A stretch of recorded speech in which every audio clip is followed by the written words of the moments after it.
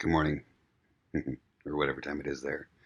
My name is Nikas, and I'm an alcoholic. I I dreamt all last night about making this video today, and I've only been up just for a bit here, and I tried to distract myself for a sec and watch some news, but that was clearly not what was supposed to happen. I was supposed to make this video. Um, I I I want to sort of preface by saying that I've just recently started kind of really putting this whole Enlightenment and AA thing together in a way that's very real, um, and actually making little videos. So this is kind of the second little video that is really putting this Enlightenment and AA thing together. So so it's probably not going to be the most succinct teaching, since this is the second one of what I'm sure will be a lifetime of filing the rough edges. So what I understand about Alcoholics Anonymous is step 12 says very clearly, having had a spiritual awakening as a result of these steps, we carry this message. And the message we carry is that if you too do these 11 steps prior, you too will have a spiritual awakening as a result of doing them. I grew up in a sort of Eastern philosophy household, and spiritual awakening, enlightenment was always end game. And so when I first got to AA, the whole idea of God really turned me off. But then I had an experience where I came to understand that my idea of God was simply the existence of oneness, which is, in my humble opinion, it is the non-separated state. It is the totality, the absolute of everything as the one, and the relationship that the one has with itself is this state of oneness. And once I realized that that state of oneness was actually awakenedness, and this thing that I was awakenedness was the thing I've been chasing my whole life in my own spiritual journey, I was amazed that that was what was really going on here for me. So this is, I'm just kind of taking something out of the book here and sort of making a little teaching out of it. Basically, this is the part where, in the meetings we read the beginning of chapter 5, and at the end of it, it says, A, we were alcoholic and could not manage our own lives. B, that probably no human power could relieve our alcoholism, and C, that God could and would if he were sought. So the very next words in the book after that is being convinced. So really, the idea is, when you're working with a sponsor, is to have somebody read those fucking 60 pages up to that point, so you are convinced. You are absolutely convinced that A, you are alcoholic and you cannot manage your own life. That'd be probably no human power could have relieved your alcoholism. Not your mom, your dad, your mother, your husband, the judge. No human power, even yourself. And see that God could and would if he were sought. And that's oftentimes a difficult one to swallow. However, the We Agnostics is all about realizing that my ideas aren't working. And there is ideas out there that I've not yet tried on. And if I'm open-minded enough to just put my idea down for a second and take another one up, I might have an experience that I didn't understand. And that's what happened for me. So being convinced, I was at step 3. So I'm just going to read straight out of the book here. It says, being convinced, we're at step 3, which is that we decide to turn our will and our life over to God as we understand him. Now, just what do we mean by this, and what do we do? The first requirement is to be convinced that any life run on self-will can hardly be a success. On that basis, we are almost always in collision with something or somebody, even though our motives are good. So, My understanding of awakening, if I can try to put this into just as few words as possible, is when we awaken out of a thought-based reality. So the dreamlike state that most people, including myself, lived in for a very long time is this idea-based reality where because I think things, I think there's truth. There's all this noise in my head, and I believe this mental noise as the truth of reality. When we awaken from that noise into just simply reality. Reality doesn't need a belief. Reality doesn't need to be understood. Reality doesn't need to be defined. It doesn't need to be named. It just needs to be experienced. It's real simple. When you experience reality, you experience truth.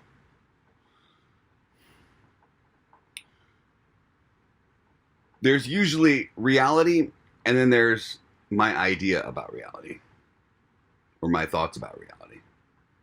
It's good, it's bad, it's ugly, it's beautiful, blah, blah, blah, blah. Name. Reality doesn't need a definition. Reality just is. Just is. It's just an isness. When I take reality and make a story out of it, then I'm no longer in reality. I'm now in the story of my reality. And awakenedness is simply stopping. It's the cessation of the belief in the story of my reality and waking up into the actual truth of reality. And in the truth of reality is this, reality is this. And reality too, just by the way, reality is only things that I can actually see, touch, this is reality. Anything beyond what I can physically, honestly see right now, I cannot verify as being reality. I can verify it as being thought about something, but if it's not actually here, I cannot respond to it with anything except thought. So in a non-thought-based reality, which is the reality of right here, I don't actually need thought. All I need is an intuitive response. So let's make this real simple. Go into the bathroom. Everyone has experienced a non-thought-based reality when you have to go to the bathroom. Say you're sitting on the couch here, you have to go to the bathroom. You suddenly get this feeling, you get up, you walk to the bathroom, you drop your pants, you do whatever, you flush the toilet, and you come back. This entire going to the bathroom event didn't need to be named. You don't need a belief system. You don't need directions. It doesn't require a system of belief to actually interact with reality in that way. Truth of reality met with intuitive response. Those two things. What it talks about here in step 3 is the first requirement is we're convinced that any life run on self-will can hardly be a success. So any life run on thought-based reality. What I come to find out in the fourth step is I make an inventory of all of my thought-based reality, of how my thought-based reality actually works. Actually, how it doesn't work. That's the honest truth, is how my thought-based reality does not work. It just doesn't. And so it's saying that a thought-based reality doesn't work, can hardly be a success. Most people try to live on self-propulsion. Each person is like an actor who wants to run the whole show. It's whoever trying to arrange the lights, the ballet, the scenery, the rest of the players. If only things would go his way, if his arrangements would only stay put, if people would do as he wished, things would be great. Everybody, including himself, would be pleased. Life would be wonderful. The show would go over well. Right? So this is a thought-based reality that all goes in your favor. Unfortunately, most thought-based realities do not go like that. And so then, therefore, we get irritated. because we are in sort of conflict with, we are in collision with, right? So it says, on that basis, we are almost always in collision with something or somebody, even though our motives are good. So we might have very high-minded motives. We might have very, very noble efforts, yet we will collide into reality if reality doesn't align with our particular thought process.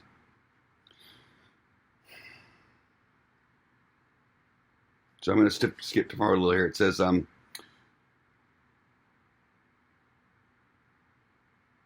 our actor is self-centered, egocentric, as people like to call it. So self-centered means, in my humble opinion, a thought-based reality is a misperception. Reality is reality. When I perceive reality through thought, I am basically misperceiving.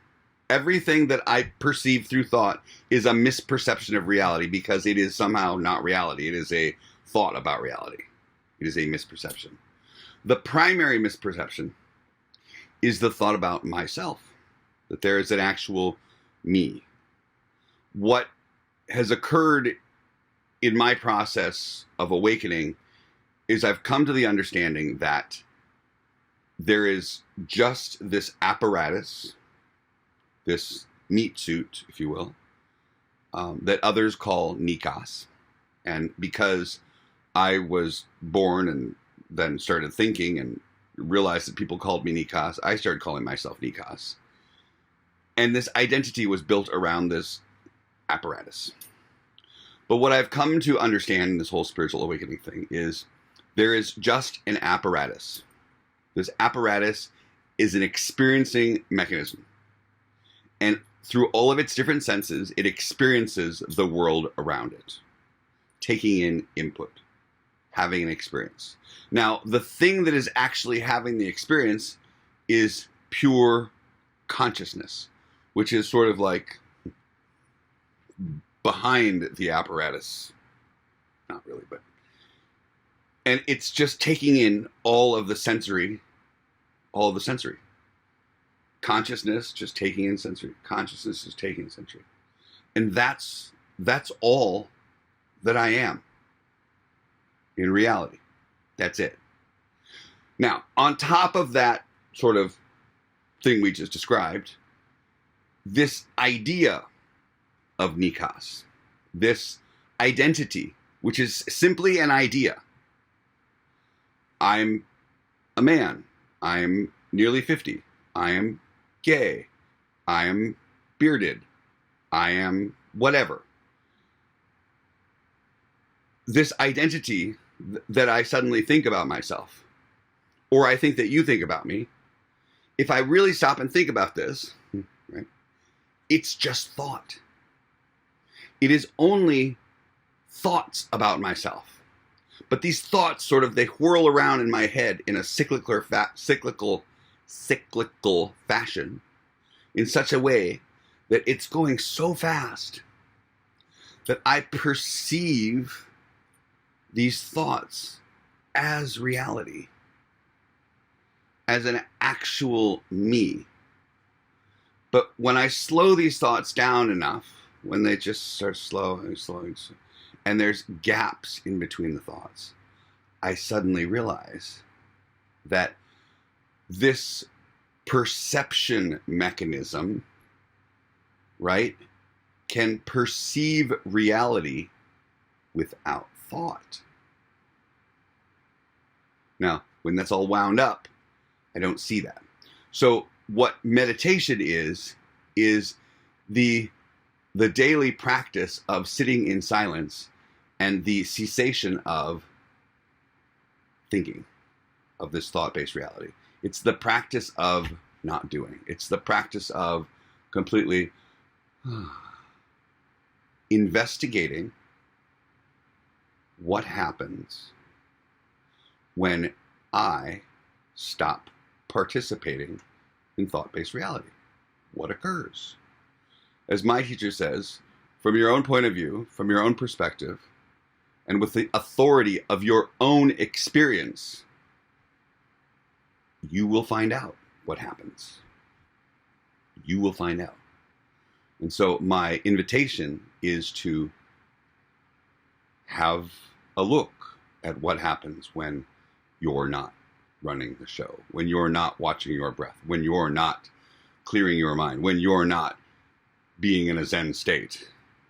What occurs when you stop being you? Okay? So I can speak about this generally. You'll have to have your own experience about this. Generally, I can speak about this. The thought-based reality ceases to exist.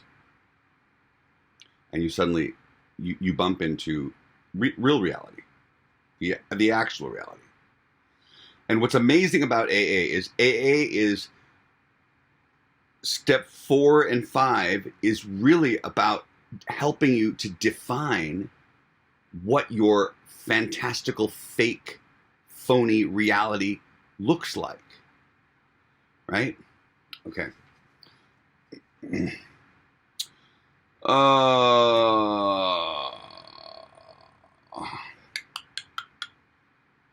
Selfishness, self-centered, that we think is the root of our troubles. Driven by 100 forms of fear, self-delusion, self-seeking, self-pity, we step on the toes of our fellows and they retaliate.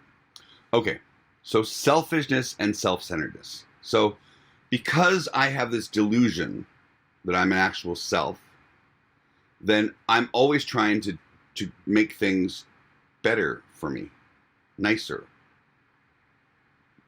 I want things to work out for me, right? So I'm always going to be thinking in this thought-based reality, trying to change regular reality.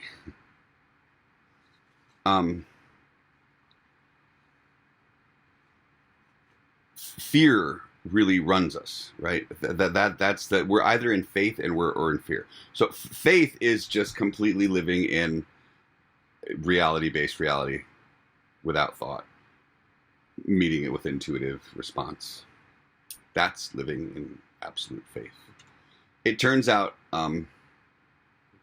that you have always met reality with exactly what was necessary. Like you never didn't know how to meet reality.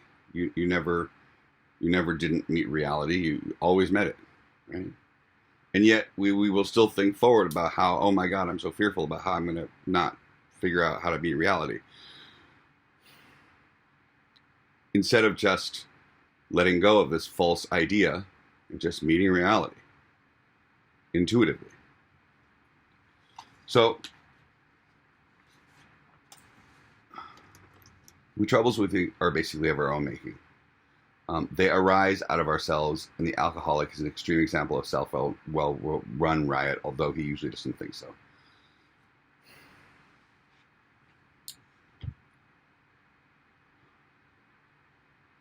So my troubles arise out of myself. The Buddha says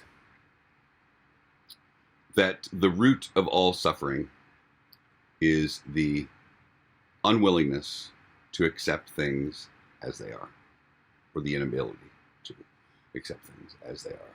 Things are as they are. And because I'm unwilling to accept things as they are, I suffer. I suffer internally.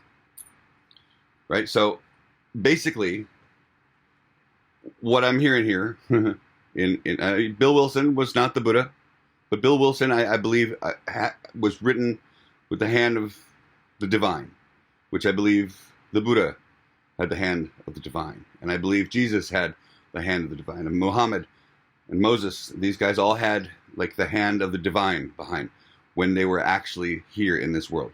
Now, once they left, there was lots of stuff built out around them. But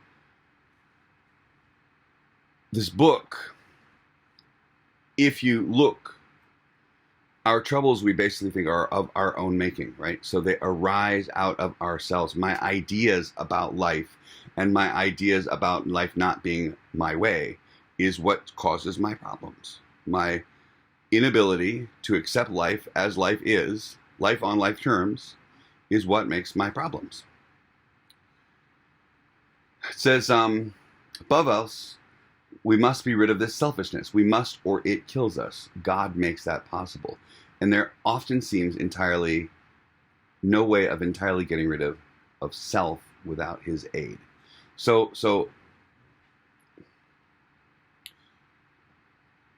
you know, people did it without a God. This path has opened itself to me. And so since I am following this God path, what I do is I just ask for assistance. I ask for help. I ask to be relieved of the bondage of self. I just ask.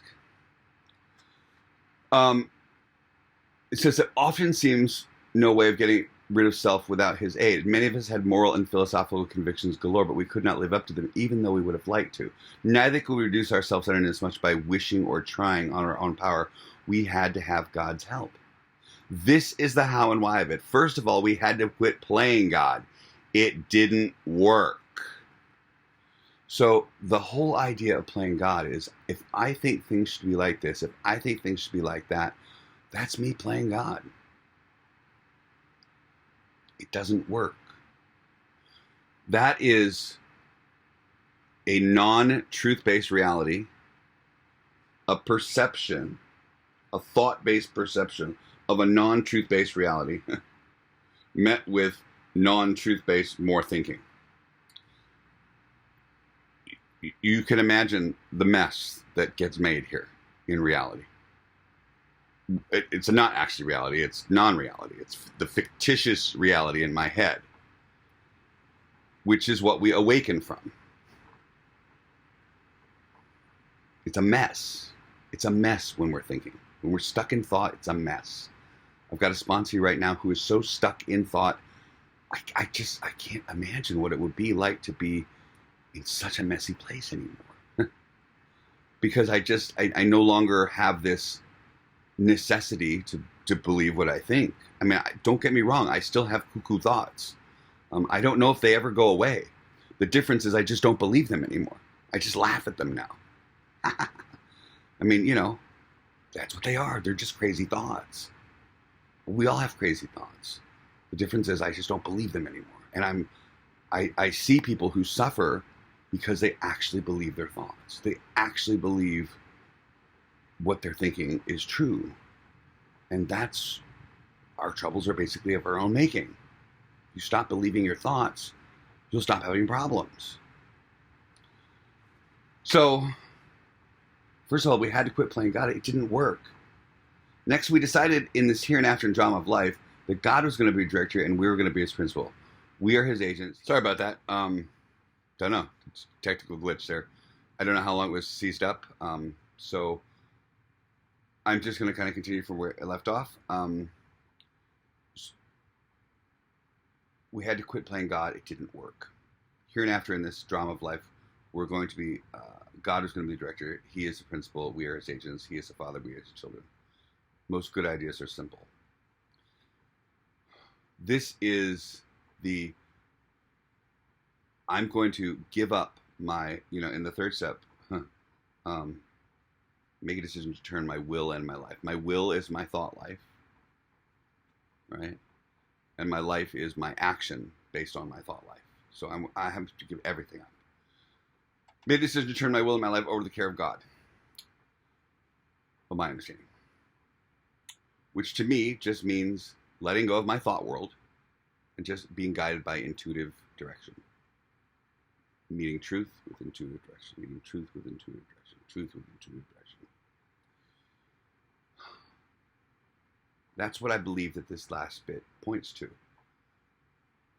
We decided in this that God was going to be the director and he is the principal. We are his agents. Truth, intuition. Truth, intuition. And then it says, when we sincerely took such a position, this position of non-thought-based reality, all sorts of remarkable things followed. We had a new employer, being all-powerful. He provided what we needed if we kept close to him and performed his work well. Just meaning, if we just stay in reality and meet reality with intuitive response, everything we need gets taken care of. It just happens. That's just how it works. Established on such a footing, and that's a footing of non-thought-based reality, we became less and less interested in ourselves, right? Because why? You wouldn't be interested in your thoughts anymore because you're no longer living in thought-based reality. Ourselves, our little plans and designs. More and more we became interested in seeing what we could contribute to life. As we felt new power flow in and we enjoyed peace of mind, we discovered we could face life successfully. As we became conscious of his presence, right, of the presence of the truth of reality, we began to lose our fear of today, tomorrow, and the hereafter. We were reborn.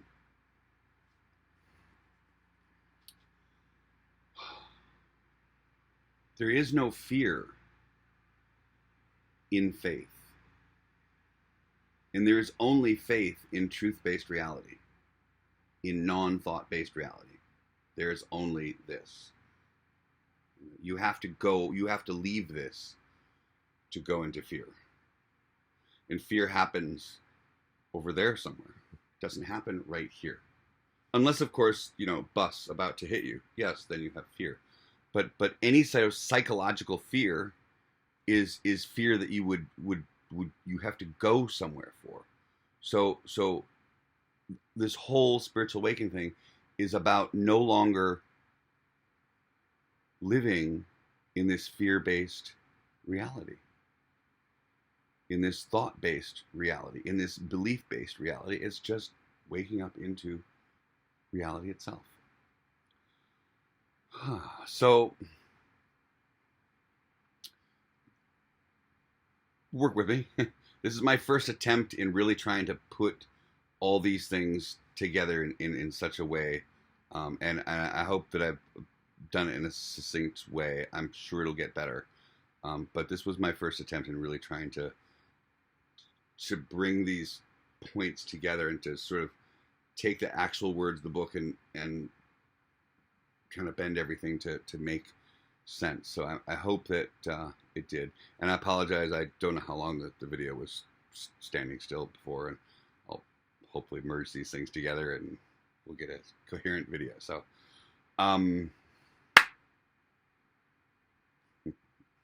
be very, very, very, very well. And pay attention. All your job is to just pay attention. Pay attention to where you spend your attention. Where is your mind going? Pay attention. When you pay attention to where you are paying attention, suddenly you realize, oh, I'm over there. I'm not here. Right here, there is nothing wrong. So that's why paying attention is really one of the best pieces of advice anyone ever gave me. So, thank you. Talk soon.